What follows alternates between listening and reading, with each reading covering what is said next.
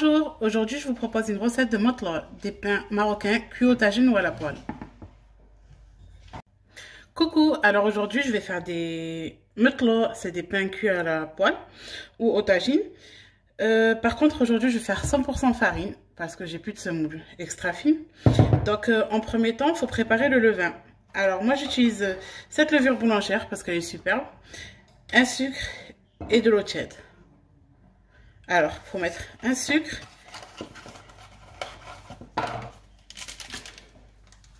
avec un sachet de levure. Alors, on a mis dans notre eau tiède le sucre. Je verse mon sachet de levure. Je vais mélanger et laisser poser. Donc là, j'ai mis à peu près 500 g de farine fluide. Moi, je préfère utiliser la fluide. J'utilise moi cette margarine. Je la trouve superbe. J'utilise pour tout, pour les msemen, pour les gâteaux, pour tout. Donc, je mets une bonne grosse cuillère à soupe. On va mettre du sel aussi.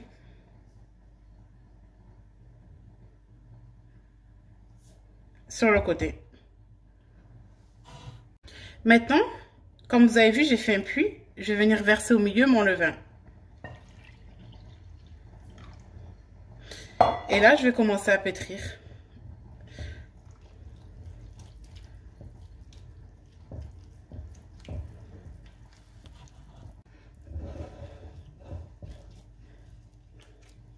Faut s'amuser à pétrir et mettre de l'eau petit à petit jusqu'à ce que notre pâte soit souple, collante et forme une boule.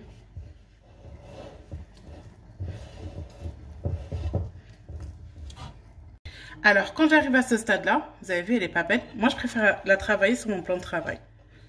Donc, moi, je la mets sur mon plan de travail comme ça. Et je vais venir l'étirer avec le paume de la main et la ramener vers moi. On l'étire avec le paume de la main et on ramène vers soi. On étire et on ramène. Et ça, je le fais pendant au moins 5 minutes jusqu'à ce que ma pâte soit bien. Si vous voyez qu'elle est collante comme ça, n'hésitez pas à mettre un petit peu de farine pour la travailler. Ce sera plus simple.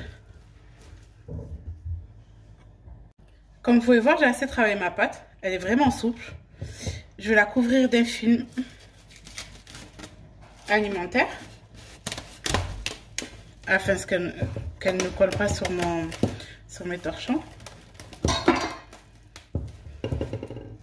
Voilà. Et maintenant, je vais la couvrir avec 2 torchons. Car la pâte, elle aime vraiment la chaleur. Et là, je laisse poser à peu près 30 minutes. Voilà, une demi-heure est passée. On va regarder notre pâte. Comme vous pouvez voir, elle a bien levé. On le voit parce que elle crée des petites bulles. Elle a bien levé. Donc, je vais enlever mon film et on va former des pains.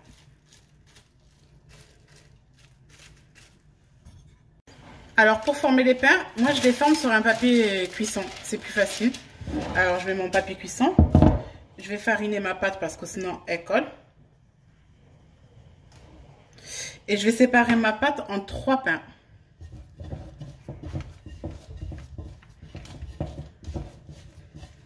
Bon, moi, ma technique pour séparer, je prends ma main et je plie. Ça me fait un pain.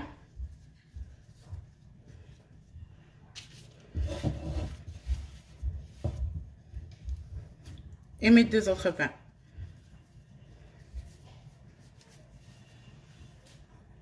Alors, je farine mes boules et j'étale. On essaie de les faire plus ou moins ronds et à peu près 1 cm d'épaisseur.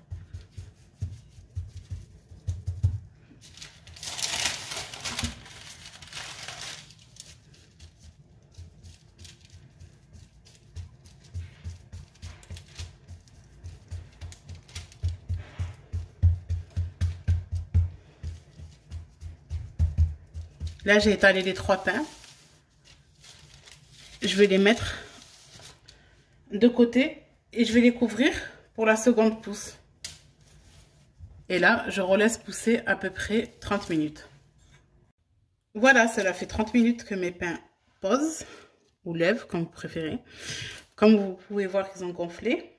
Maintenant, à l'aide d'un ciseau, je vais couper en fait le contour de mes pains pour le laisser sur mon papier sulfurisé. Car moi, je le cuis avec le papier sulfurisé, de préférence sur une poêle anti-adhésif.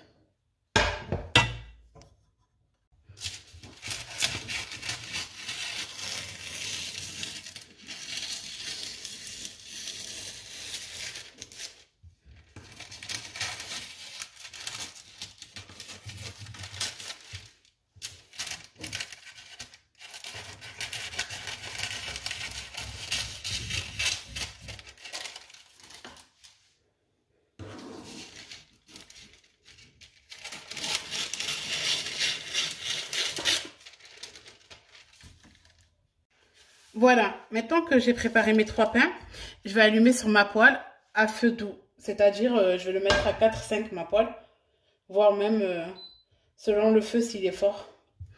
Pendant ce temps-là, je vais venir déposer en fait des petites noisettes de vrai beurre sur mes pains. Ça rajoute de l'onctuosité.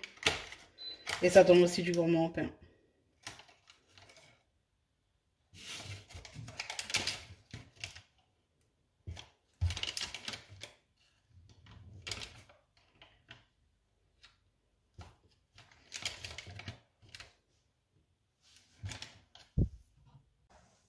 Alors, comme vous pouvez voir, ma poêle, elle est assez chaude. Je vais venir y déposer mon premier pain. Oui, je laisse le papier sulfurisé parce que déjà de 1, c'est plus facile pour vous de faire transférer le pain sur votre poêle. Et de 2, le papier sulfurisé va permettre en fait à ce que le pain cuise plus lentement et ne brûle pas. Donc, je le laisse à peu près 3 à 4 minutes de chaque côté. Faut vraiment que le pain il gonfle tranquillement et qu'il cuise surtout de l'intérieur. Regardez déjà, il a commencé à doubler de volume. Je vais retourner mon pain.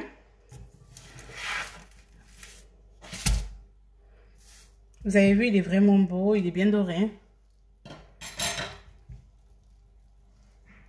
Quand je le retourne, je viens passer un petit peu de beurre dessus. Car de ce côté, on n'en a pas mis.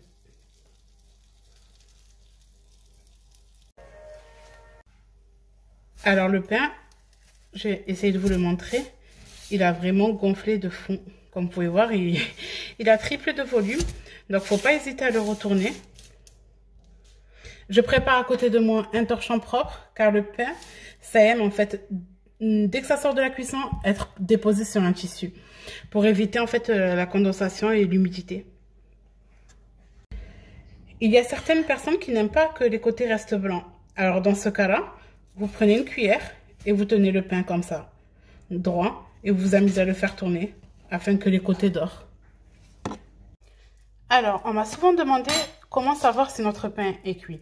Déjà de 1, il gonfle, il devient tout moelleux et puis il devient surtout léger. Le pain est très léger. Comme vous pouvez voir, il est bien doré des deux côtés, il est moelleux comme un nuage. Donc voilà, j'ai fini la cuisson de mes matelots. Comme vous pouvez voir, ils sont bien beaux, bien dorés. Ils sont moelleux comme un nuage. Vraiment, c'est idéal pour manger avec tout, accompagné d'un tagine ou même en goûter avec du beurre ou du miel ou du fromage. On le mange avec tout. C'est le pain marocain. Regardez. Et côté conservation, ils se congèlent très bien. Vous pouvez très bien les congeler dans un sac de congélation sans souci. Vous le sortez à peu près 20 minutes avant de le manger. Vous le réchauffez à la poêle et c'est parfait. Voilà. Bonne dégustation.